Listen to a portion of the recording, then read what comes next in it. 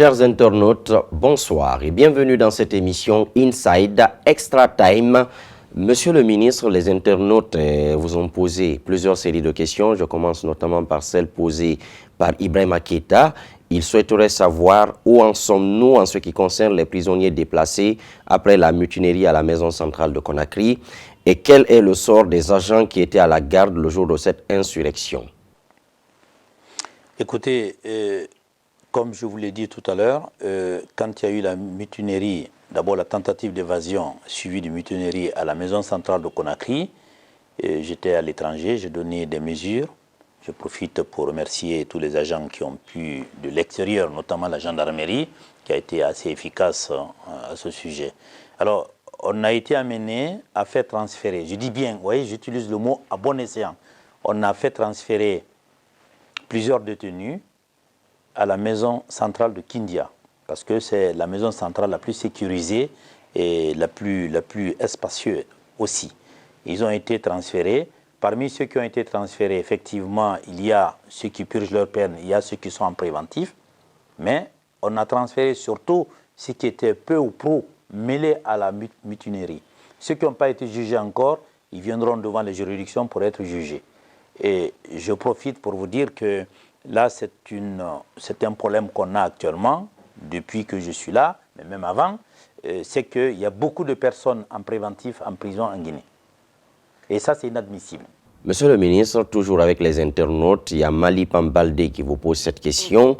À quand le procès des officiers général Nouikam et compagnie et pourquoi continue-t-on à les garder en prison depuis 2011 alors que les peines encourues sont manifestement inférieures au temps déjà passé en prison? Vous savez, alors attention, c'est un peu plus compliqué que ça. Hein, voilà, et ils sont quand même poursuivis pour atteinte à la sûreté de l'État. Donc je suis toujours surpris quand des journalistes ou même certains citoyens disent que bon voilà, la peine encourue c'est ça. Hein, vous ne pouvez pas décider comme ça que la peine encourue c'est ça.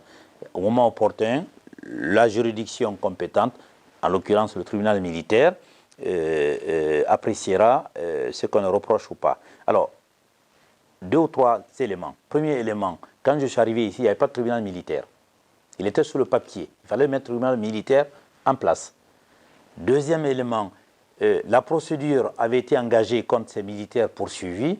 Comme vous le savez, l'affaire est venue devant la cour d'appel à la chambre d'accusation, ensuite devant la Cour suprême qui s'est déclarée incompétent, comme vous le savez, à juste titre probablement, et l'affaire a été renvoyée devant un tribunal militaire qui n'existait pas. Donc à partir de là, on ne peut pas faire l'impossible. Quand on veut respecter la procédure, quand on est en train de construire un état de droit, bien entendu, les choses vont avec. Donc ils étaient en détention, il fallait d'abord mettre sur pied ce tribunal militaire pour qu'il puisse se saisir du dossier, ce qui va être fait assez rapidement. Donc ça avait été audiencé avant les élections.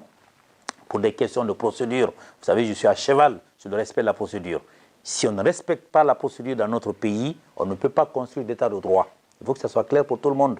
Sinon, ben, on va au marché à Cité des Oranges, on va s'amuser avec. Non. Donc, en matière pénale notamment, il y a ce qui est prévu dans le code de procédure pénale, dans le code pénal, il faut le respecter pour que les droits de la personne accusée puissent être respectés. C'est ce qu'on essaie de faire. Quand le président du tribunal a constaté qu'il y avait des hiatus dans la procédure, il a préféré renvoyer le dossier, s'inédier, et le dossier va être audiencé, je pense, d'ici la fin de l'année. Monsieur le ministre, toujours avec Malik Mambalde, il pose cette autre question.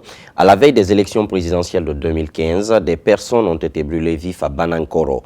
Qu'avez-vous fait jusqu'à maintenant pour identifier et traduire les auteurs de ces crimes en justice? Alors, les gens qui ont été interpellés à Banankoro, ils sont en prison. Alors, je dis à la personne qui a posé la question, ceux qui ont été interpellés à Koundara, qui sont à Boké, on a libéré certains, notamment les malades, etc., et ceux qui n'étaient pas suffisamment impliqués, mais ceux qui sont impliqués dans les incendies volontaires, qui sont des actes criminels, même si c'est des militants politiques, moi je ne vois pas la couleur politique des gens et tout. Moi je suis là pour la justice. Il faut que ça soit clair pour tous nos concitoyens. Quand quelqu'un commet un acte criminel, quel que soit le parti politique auquel il appartient, il doit rendre compte à la justice. Si on ne fait pas ça, ce n'est même pas la peine de faire de la réforme, on ferme la boutique. Chacun va dans son village, on va se coucher là-bas, sous les arbres. Donc, pour être sérieux, À Banankoro, il y a eu des actes inacceptables, des actes criminels. Donc, ceux qui sont accusés de ces actes-là, ils sont tous sous verrou. Donc, ils sont tous en prison. Ils vont être jugés en temps opportun. Donc, quelle que soit, par ailleurs, leur qualité. Donc, certains, j'entends dire que, bon, à Banankoro, il y a 2 poids, 2 mesures. Ce n'est pas vrai. Pour les actes criminels, que ce soit à Zérekore, que ce soit à Koundara, que ce soit à Banankoro, que ce soit à Kankan ou à Sigiring, les personnes sont détenues. Alors, je voudrais qu'on aille faire des vérifications et éventuellement jeter ça dans le visage de la justice pour dire que vous faites 2 poids, 2 mesures. Attention, il y a les actes correctionnels, notamment en matière électorale. On a libéré tous les gens qui étaient poursuivis pour des actes correctionnels, des délits mineurs. Ils viendront répondre plus tard sur convocation. Mais tous les actes criminels, ils sont en prison et ils resteront en prison jusqu'à leur jugement. Monsieur le ministre, sur un tout autre plan, il y a Moussa Camara qui souhaite savoir à quand les résultats du concours de recrutement des auditeurs de justice. Ah, ce monsieur, il est pressé. Vous savez, dans tous les pays, c'est pareil. Quand on veut faire des choses sérieuses, donc ça prend du temps. Hein? Donc actuellement, on est au niveau des corrections. Alors je peux vous rassurer, les corrections de l'écrit sont anonymes, puisque je me suis impliqué personnellement, etc. Après, les admissibles passeront l'oral et tout, mais il sera fixé au plus tard fin décembre, puisque début janvier, ils doivent rentrer au centre de formation. Les 50 qui vont avoir le concours, ils deviendront ce qu'on appelle des auditeurs de justice. Ils deviennent déjà magistrats, avec le salaire qui va avec, etc. Donc nous, on est obligé de mettre la forme, même s'il y a eu beaucoup de bruit sur ce concours, mais jusqu'à présent, les choses se passent très bien. Il y a Mamadou Jamal Diallo qui vous pose cette question. À quand la Cour de justice, seule juridiction habilitée à juger le président de la République et les ministres en cas de délit majeur? C'est dans la réforme, effectivement. Il a tout à fait raison. Ça, c'est quelque chose qu'on n'a pas pu réaliser encore, mais c'est dans les cartons, comme on dit habituellement. Il y a 2 choses qui nous restent. C'est effectivement cette haute Cour de justice et la Cour des comptes. C'est les 2 institutions qui restent. La Cour des comptes, c'est quasiment fait. Je pense que dans les semaines à venir, on pourra l'installer. Et puis suivra ensuite la haute Cour de justice, parce qu'il faudrait aussi quand même juger les ministres si jamais ces ministres font des fautes gravissimes pendant l'exercice de leurs fonctions. Il y a Alpha Amadouba qui exprime aussi son inquiétude. Il souhaiterait savoir où en êtes-vous en ce qui concerne l'application du point 7 du dernier accord politique signé entre le gouvernement et les différents partis politiques. Alors, il est un peu vague, hein, le point 7, moi je n'ai pas tout en mémoire. Hein. Je ne sais pas le point 7 porte sur quelle partie de l'accord, mais je puis rassurer ce compatriote pour dire que je l'ai dit solennellement au nom du gouvernement que l'accord politique sera respecté dans son intégralité. Et actuellement, il y a eu quelques ratés, mais globalement, c'est respecté. Je pense que l'opposition peut le reconnaître, que ce soit au niveau de la CENI, où il y a eu des efforts de part et d'autre.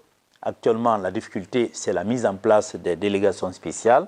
Il y a eu des ratés dans quelques préfectures, mais globalement, ça se passe plutôt bien. Quand il y a des ratés, je précise également que le comité technique se réunit tous les mercredis.